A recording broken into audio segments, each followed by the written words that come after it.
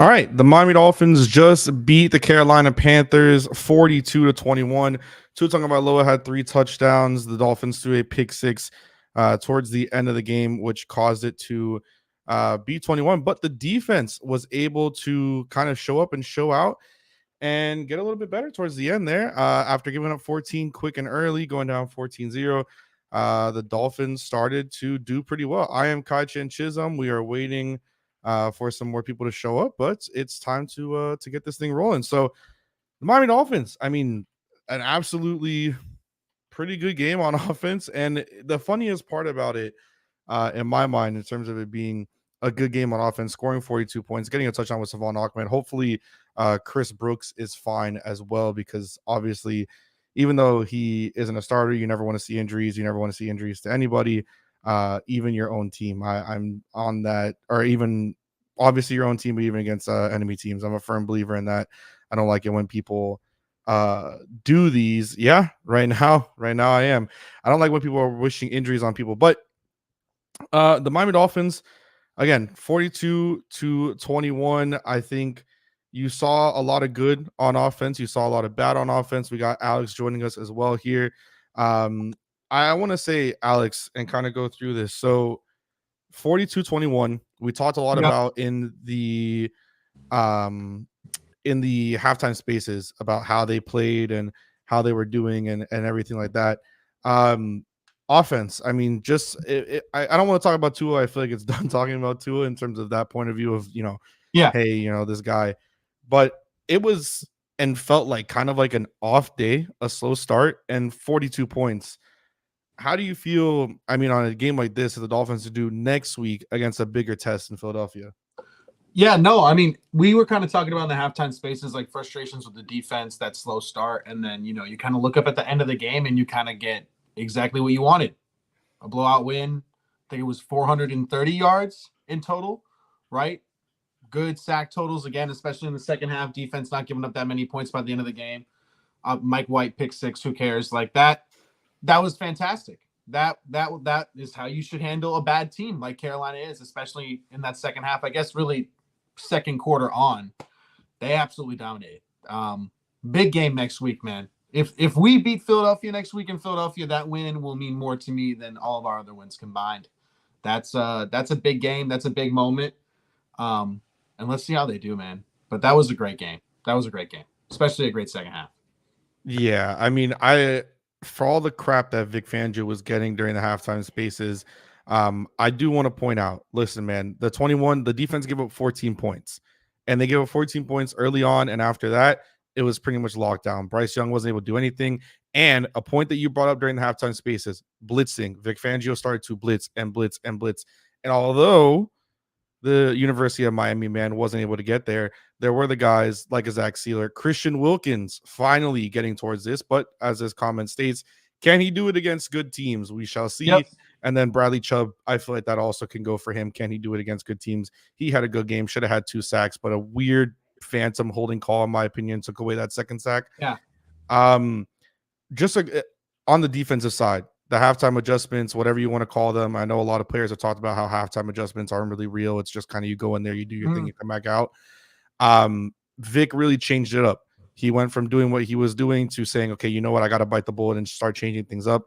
How do you feel the defense adjusted to what the Panthers were able to bring quickly early on? Well, I think the Dolphins defense gets into this position a lot, and I'm not saying they get bailed out, but like they can't stop the run. And when teams have an opportunity to play balanced football, the Dolphins defense has really struggled.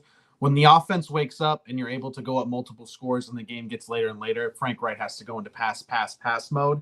But then Vic Fangio did counter with more blitzes, which is exactly what needed to happen. Ramping up Bryce Young's process, not giving him time to throw. He's obviously a smaller guy. Like, I mean, we can talk about this a little bit. I'm trying to remember Tua his rookie year and how small he looked against the Rams in that first game. Bryce Young looked really small today against some of our defensive players. I mean, he was getting thrown around. Like that man was going everywhere. And he was hanging on to the ball too much towards the end and whatever. But the more blitzing was an adjustment, and it's a important element to say that, yes, the Brian Flores era is over, but he had a large part of the Brian Flores defense, roster-wise, is still a part of this defense. And Brian Flores blitzed a ton, played like up in your face coverage. Vic Fangio's been doing the opposite of that. So it makes you wonder, like, does Vic need to kind of lean into some of the other stuff and go half and half or whatever? But rushing forward, dropping everybody back in play in zone hasn't worked against anyone, and it wasn't working against Bryce Young. Blitzing, being more physical, was working, except for when Bryce Young decided to throw at Eli Apple. But other than that, it was good. I thought Carolina had some dumb mistakes. I thought the fourth down going for it in the sail to like Hayden Hurst, I thought that was stupid. Like, again, that was another moment where the defense gave up yards in a long drive and then kind of got bailed out with them having to go for it on fourth down. I think Terrence Marshall dropped a fourth down or a third down on Eli Apple. Overall, Eli Apple's trash. I don't know what Cam Smith has to do to get on the field. So 34 got on the field before 24. I thought that was Cam. I was like, 34? Who the hell is that? And he gave up a play too. Crazy. He got a flag. I think he was the holding call, the phantom holding call. Yeah. What needs to be done for Cam Smith to get on the field? I don't know. But overall, the defense did exactly what you wanted them to do. Gave up no points in the second half. That's all that matters. Philadelphia's a big game because they will run the ball and they will consistently do it. This front four is going to have a big challenge. These linebackers are going to have a big challenge. I think Jerome Baker maybe got hurt in the game, right? Which is interesting. Yeah. So had 5 total tackles, but we haven't seen much from him. Obviously, I don't remember if it was who mentioned on Twitter just kind of him needing to get off of Twitter or when we're on Spaces. But hopefully everyone comes out of this healthy. Mm-hmm. I just want to bring up a few stats that we have here. Just to kind of run through some things. So this is from Brett. Let me put this up on the screen so everyone can kind of get through and see this. So this is from one of the communication guys with the Miami Dolphins, someone who puts out some great statistics during and after the games. Said the Miami Dolphins are now 15-2 in their last 17 games at Hard Rock. It's the best 17-game stretch at the stadium since it opened in 1987. The last time Miami won 15-17 at home was at the Orange Bowl from October 30th, 1983 to January 4th, 1986. So that started about what? That's insane. Ish. And so we're pretty much around that. And also, this that was in the replies from Mr. Joshua Houts. Tyreek Hill, 814 yards through 6 games is the most ever in league history. I said before the season started, I thought there was 0.0 doubt in my mind that Tyreek Hill was going to hit 2,000 yards. It just seemed absolute. He wants to do it. He's going to do it. He almost did it last season. He's insane. I mean, we gotta. We knew it, but 6 receptions, 163 yards, and a touchdown. Should have had the one. Yep. I mean, what more else can you say about Tyreek Hill and his play on the field? Tyreek Hill is the best player to ever wear a Dolphin uniform in my life, and I think will go down as, outside of Dan Marino, the most talented player to ever wear a Miami Dolphin uniform. This man is truly unguardable. I really don't believe there's an answer for him at all. And every time you make a mistake coverage-wise and you leave him one-on-one, it's recognized and it's a touchdown. Like, you can't do it for one play. One play last game against the Giants, it happened. One play this game where they just left some poor corner out there on an island with Tyreek Hill, and Tua immediately knew where to go with the ball, and he just burned him. Like, you have to look where he is at all times. This man has to get IVs every game because he's running miles and miles in the motion game, running deep, obviously, and doing everything. And he's just, my favorite part about Tyreek Hill, man, is that he's ridiculously competitive. Like, he just constantly wants the ball. He constantly wants to keep going. And he's just my favorite player, man. He's just the best. Like, I think I'm with you. He's going to get 2,000 yards. No doubt. And I think he's going to like have a legitimate case for MVP depending on how many games the Dolphins win. Yeah, and I want to bring this up because I think it's a really interesting point to make as I try to look for a different stat here. So Tyreek Hill, 814 yards through the first 6 games. This is Justin Jefferson obviously hasn't played yet. AJ Arwell is on IR. AJ Brown hasn't played yet. And Puka Nacua, who was second going into today in receiving yards, who was already miles behind Tyreek Hill at 572. Before Puka Nacua steps on the field today, he will be 242 yards behind Tyreek Hill as the second leading receiver in the NFL right now. Yeah. And Justin Jefferson's hurt. So Yeah. the only guy I who can mean, maybe catch him. it is absolutely just batshit crazy. Yeah. Obviously, the record is held by Calvin Johnson, 2012. He had 122 receptions for 1,964 yards, almost broken by Cooper Kupp in 2021. I think that there's no doubt that Tyreek's going to get there. He had 1,700 last year. And he's not like, I just want people to understand in context, like he's not getting, I mean, I could be wrong on this, but just from, I don't have the stats for you, just from watching, I don't get the vibe that the Dolphins are spamming Tyreek Hill. You know what I mean? I think there's a way healthier balance with the run game this year, especially.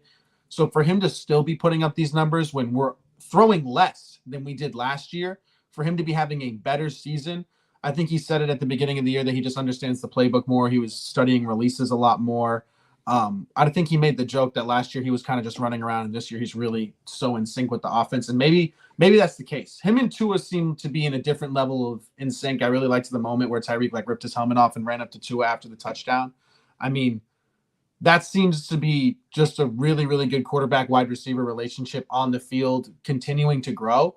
And man, it makes me want Tyreek to play here forever. Like he's just the ultimate competitor, the best offensive weapon I've ever seen. And I think he's the best in the NFL. 49ers about to lose. So is the only undefeated team left. The Philadelphia Is the Eagles. Yep. So the Dolphins will have an opportunity to make sure that the undefeated season lives on Sunday Night Football next week. Yep. That's what it looks like. Are we rocking the throwbacks by any chance? I'm not sure. Right? I mean, there's a chance that the Eagles beat or lose to the Jets tonight or today in the mid-afternoon. You gotta put it out there. The Jets do have a insane defense, but and to his credit, Zach Wilson has looked like an NFL backup the last 2 weeks. Which I mean, there's an improvement. It's crazy to feel bad for a rival, but I started to feel bad for Zach Wilson a little bit. I'm not gonna lie to you. There were some times where I was like, man, I kind of feel bad for this kid, just because of the situation he was in. Oh, yeah. Cleveland almost threw a pick. This guy, no way. PJ Walker, he's trying to throw the game away. Just for reference, just on one last Tyreek Hill thing. So 42 receptions, 814 yards through 6 games so far. He's averaging 19.38 yards per catch. It's a joke. So for every catch he's getting, he's basically almost getting 20 yards. It is an absolute joke. A few final things here. We'll keep it a little bit of short of a post game since it's just you and I rocking out here. I honestly, there's not even much to ask. It was a down game. The Dolphins stepped up after a little bit. Mm-hmm. What are some things that you're looking into? I know we have the pre-game, show on Thursday. But what are some things that you're looking at that need to be improved this week in order to compete with a team like Philadelphia next week? Run defense, man. Like we got to be ready for it. You got to know what Philadelphia is going to try to do. AJ Brown on Kader Kohou will not work. I think that's unfair for Kader Kohou. At least with the Stephon. What does Cam Smith have to do to get on the field? I don't know. To pivot here. It's what insane. The fuck does he have to do to get on the field? I don't know, because Eli Apple is a indescribable bad player.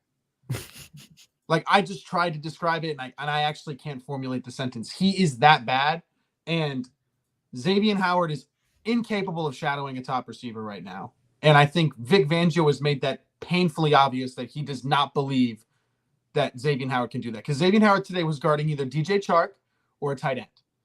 That's what Xavien Howard did today. He was covering Hayden Hurst more than anybody else. Kader Kohou against Stephon Diggs, at least body type wise, it's a decent matchup. Still not in Kader's favor at all. Him against AJ Brown is completely unfair. It's completely unfair. So Xavien Howard's going to have to step up in a big way there, and we're going to have safety help constantly.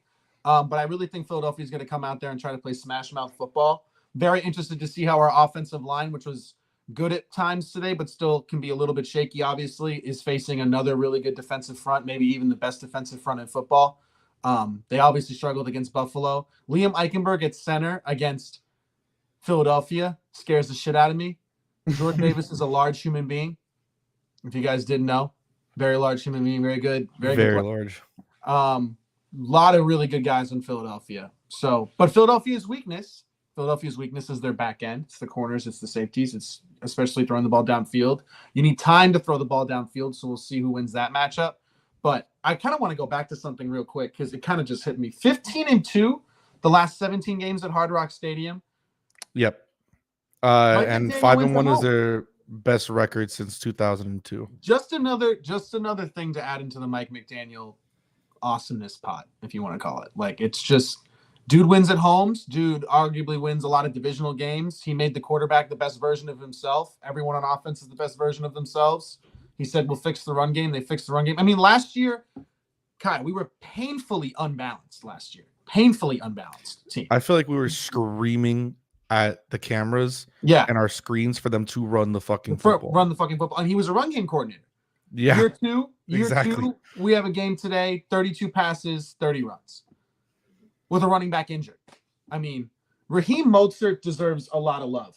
I mean, this man at age 31, which I think is cool because he's obviously his number's 31, but is easily going to have the best year of his career. He can't stay out of the end zone right now. His footwork is 11 ridiculous. touchdowns. His balance is ridiculous. He does not go down. The extra weight he added on was absolutely a game changer for him. And I just really hope this doesn't end in injury for him. I know he gets hurt almost every year. I just really hope it doesn't because he's been that good. And I saw some people in the timeline, I think someone said that the Dolphins stopped giving the ball to the best running back in football because he was hurt and gave it to the next best running back in football. And it's kind of true, man. I was someone, and I got to admit it, I was someone who wanted JT. I was someone who definitely wanted Dalvin Cook. And Raheem Mostert, man. Want to give a shout out to Alex here for the $5 dono. Nice Pokemon Abby there too. Said Mike White pick 6. Who cares? Do you know what the spread was? People have their whole checks betting the Dolphins will beat down a bad team. You're a betting man. People. Yeah, I was. Yeah. How'd that go for you? We came through. We came through at that. Okay. 42-21. Mike White leads the touchdown drive afterward. It was okay. It was all right. But yeah, that's a very good point though. That the pick 6 really had people sweating. I bet. Just to put something in there, in context here. The last 2 losses that the Miami Dolphins have in their last 17 at home. Obviously, they said 15-2.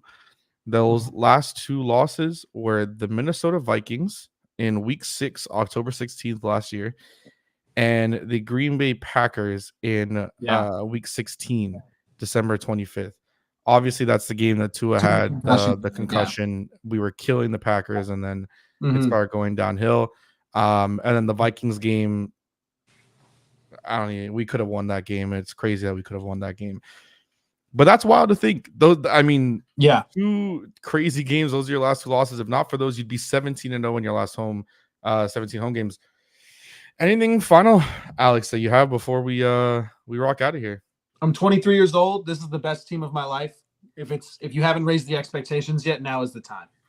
Do you feel like I can't remember what you predicted, but I said that we would go 12-5 this season. Mm-hmm. Do you feel like it's trending in that 12-5, 13-4? I had about 12-5 as well. I had us winning the division, and I think we're gonna win more than that now.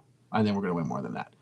I think the teams on our schedule, I'll just pull it up real quick, because I just have the exact order. The games that I'm actually worried about are none of the Jets games, obviously, and what do we have next week? Philadelphia, obviously worried about. Patriots, not worried about. So that's in, let's say, I will just categorize it that we lose all these games that I'm quote unquote worried about. So this would be a minimum win total that I think we're going to get. We're now at 5 wins. So I think we're going to beat the Patriots, which would be a 6th win. I think we're going to beat the Raiders. I think we're going to beat the Jets. I think we're going to beat the Commanders. I think we're going to beat the Titans. Yeah. I think we're probably going to beat the Cowboys at home. I do. I don't think that's debatable, but yeah. Yeah. And then, Baltimore, we can, if you want to put that as a loss in Baltimore, sure. And then Buffalo is tough too. That puts us at 11-12. So I think that's the minimum. And that's if you lose all these. Yeah, I think 12 right now. I definitely think that with the way that Kansas City is playing, I think there's a very high chance that in Frankfurt, on a neutral field they beat them. Yeah. Yep. I think that's a game that we can absolutely win, but it's always hard to say. I don't like the matchup right now of Mahomes, us rushing 4 and getting nothing. Imagine winning on the road, Philly in prime time. No, I'm absolutely with you. If we beat, Waddle did fumble the Vikings game. Yeah. That is a crazy memory to go back to. But if we beat Philadelphia in Philadelphia on Sunday Night Football, a team that wants to run the ball like that and play that physical and play ball control, if we find a way to win that game, that win will mean more to me than the 5 wins combined. That would be such a big win. I would be so ready to put us. Oh, here we go. Shout out my I'm dad. guessing this is. Yeah, I was about to say. I'm Let's guessing go. that's your father. Shout out, father. But I really do believe that, man, if we beat Philadelphia in Philadelphia, that is a bad matchup for us stylistically. It's the finesse team versus the power team in the power team's house in that environment on Sunday Night Football. If you win that game, you are in the Super Bowl bubble undeniably. If you're not already there, that will put no doubts in my mind, especially. Then you get the Patriots at home. Then you fly to Germany and play Kansas City. Then you get the Raiders at home after the bye. That's nice, man. Then you get the Jets, Commanders, Titans. Look, after the bye, reinforced. That's a 5-game stretch where you should kind of go 5-0. I'm so ready for that. When we get, I'm anticipating Ramsey, Achane, Armstead all coming back post bye. That's what I think everyone has set the timeline for, and that is going to hit like crack, dude. Raiders, Jets, Commanders, Titans, Jets. 5-game win streak going into a Christmas Eve game against Dallas and Miami. I'll take us with the momentum. Traveling to Baltimore, which a game I think could mean more for Baltimore than for us in a playoff race. If Cincinnati continues to improve, I think that could mean more for Baltimore than for us. So I don't like us in that spot. And Lamar always kills us. So, and then you have the Bills game in Miami, which could be for the division. Yeah. Depending on what Buffalo's going to do. Buffalo, and Kai, I want to know if you agree with this low key. Buffalo does this all the time. They're going to beat the shit out of New York tonight with Tyrod, right? Yeah. Oh, yeah. And then they're going to smoke the Patriots next week. Mm-hmm. And then everyone's going to be like, they're the best team ever. As soon as you say Buffalo's the best team ever, they always drop a game. Why is that? And I'm not going to say, that's funny coming from a Dolphins fan, right? As soon as we say it's our year, shit happens. I totally get it. But, man, the talk about Buffalo after they beat us that whole week for them to go lose to the Jaguars was fucking hilarious. Was insane. And for Stephon Diggs to be pissed off again, like, I don't know, man. I want to check out the Bills' schedule low-key because, again, like I genuinely believe as of this moment right now, again, I'm not only just the prisoner of the moment, I'm the warden of the moment. Buffalo and Miami are the 2 best teams in the AFC. No doubt. Oh, yeah. No doubt. Yeah, which eases my pain about losing to them in Buffalo. And then I put Kansas City and Cincinnati when they're right there. So, like, Buffalo's going to win the next 2 games, and then they get Tampa Bay, the Bengals, the Broncos, and the Jets. That's up till November. Easy. Like, that's easy. Pickings. Like, you got to the Dolphins need to continue to win games. Then they get a 3-game stretch, the Bills do, from November 26th at Philadelphia, at Kansas City. That's November 26th and December 10th. That's when the Bills are going to have hard games. Unless Cincinnati could be a hard game. At Cincinnati, November 5th could be a hard game if Cincinnati's back. They've won 3 straight games. I mean, Buffalo has a tough end to the season. Philadelphia, Kansas City, the Cowboys, the Chargers. Oh, this guy's ahead of me. Oh, man. And I have Jake Moody in fantasy, dude. He's been asked today. Drop the Asian guy, Young Wei Koo, for Jake Moody because Jake Moody's been money. And, wow. He must be ahead of me, unless he's bullshitting me. 41-yard attempt from the 31. I'm watching. Oh, man. Shanked it. No way. Wow. To the right, yep. Man. So San Francisco will go down to DTR, right? Deshaun Watson didn't play today. Right? Yeah, Deshaun Watson didn't play today. So DTR beats Brock Purdy. Oh, that's going to be a talk. Well, PJ Walker. Oh, was PJ Walker? Yeah. Oh, I didn't realize that. Yeah. Wow. So PJ Walker beats Brock Purdy. That's going to be a talking point all week. Oh, yeah. So now Philadelphia, as weird as they looked, will be number 1 in the NFC tonight. And the Dolphins will have an opportunity to beat the only undefeated team left so everyone can click champagne again. How great would it be for the Bills to lose to the Giants? I would transcend to a different dimension personally, Uncle Laz. I would. I might think get a bottle of champagne. as a former Giants fan, I think that would make me very giddy. I'm actively I praying. don't think I'd be able to contain myself. Oh, one more thing, because Kai, we can't do this. You're the ultimate Jason Sanders supporter. How great? Do you know how great it feels for me that we don't ask Jason Sanders to kick field goals anymore? Neither of us are even going to be proven right because we just don't even kick field goals anymore. We don't do it. Look, you know how great it is for me to continue to remember that we have a fantastic kicker. Listen, bro, no one will ever get it out of me. I like, this is why, damn it, bro. I knew I shouldn't have taken this motherfucker. I knew I should have kept Asian God, Young Wei Koo. Fuck, man. Young Wei Koo had 5 points and Jake Wood had -5. Look, this is why I stick with my guys. And, Asian God, Young Wei Koo, which, fun fact, if you remember, played for the Chargers when they were in San Diego and missed a game-winning field goal against the Miami Dolphins. Long time ago. But no, I feel great. Listen, man, it's nice when you have a great kicker. And, also, listen, man, I stood on my throne. I stood on my throne about Jake Bailey. I stood firm about Jake Bailey. I said, it's going to happen. Don't worry. He was a top punter in the league and all pro. Oh, I feel so justified. Good day today. He did. I feel so justified. He's had a good couple of weeks. I don't know if it's just because maybe we don't ask him to do it a lot. Like, do punters need to be like... had some monster weeks, man. Yeah. I feel super justified. One last thing before we round it out, just because I wanted to note about it. For that neutral game in KC, an interesting thing just on the fact of going to Germany. If they had decided to have, or if one of these games that they're in Germany, like let's say the Kansas City game, was in Munich. Munich is actually a partner with the Bayern Munich team in Germany, and that's kind of considered like a home field. They kind of have like a fan partnership. So if that was in Munich, that would definitely have been a home game for KC. Being in Frankfurt, I don't know if those guys, if they're going to travel. Europeans tend to travel very well, and Frankfurt's not that far. But just something to note there. I'm excited to see what Tyreek has for his former team. Oh my God, he's gonna go for like 200. That man is a self-motivated man, but like, I think Mike has stuff for Tyreek just for that game because he knows how bad Tyreek's gonna want to do it. Like, you think we'll see Taylor Swift in Germany? Absolutely. You think so? Oh yeah. You think she makes that trek? That's a long trek, just for a game. 9:30 in the morning. You might be able to wake up and start your day with the Dolphins' win of the season. How could that not go any better? I mean, that would just be such an elite start. Does Bayern play that day? That's a good point right there. If T Swift goes to the game, we will lose. I don't know. What if Travis Kelce's been on one? That man is horny as hell and living life. Braxton Berrios, though.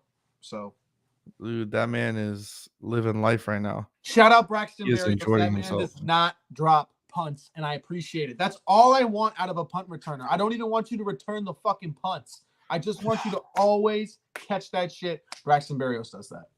Dude, that could be a rough weekend for me. The fourth rivalry game in soccer that's like for my team, and then the next day the fifth. Oh God, that could be a rough weekend. Yep. Won't basketball have started by then too? Who cares about the fuck? Oh my God, Devontae Adams just got leveled. Holy shit! All right, we're gonna go. For myself, hey, Alex, overall, great win though. Great win. Yeah, everybody here with the basement. It was a good win. Miami Dolphins improved to 5-1, beat the Panthers. It's time to just kind of ride this out into the sunset, and hopefully we can get back to that. We will see you guys later.